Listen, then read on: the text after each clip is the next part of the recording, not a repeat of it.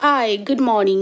এখন ওই ঘড়িতে 4:30 মতন বাজে, আর আমি ভোর ভোর উঠে রেডি হয়ে একটু বাড়ি যাব। তো বেরানোর আগে ওই ক্রিম বানটা খেয়েছিলাম। আর দেখো, বাড়ি পৌঁছাতে পৌঁছাতে ঠিক 8:30 বেজে গেল। বাসগুলো এমনভাবে চলে না, কি বলবো।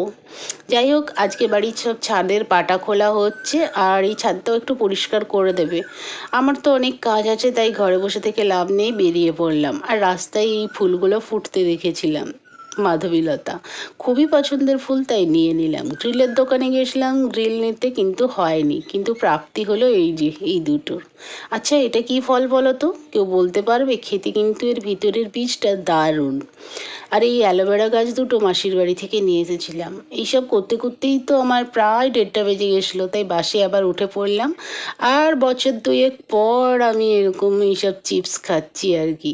যদিও এগুলো খুব একটা পছন্দ করি না, কিন্তু এটা খেতে আমি ভীষণ পছন্দ করি।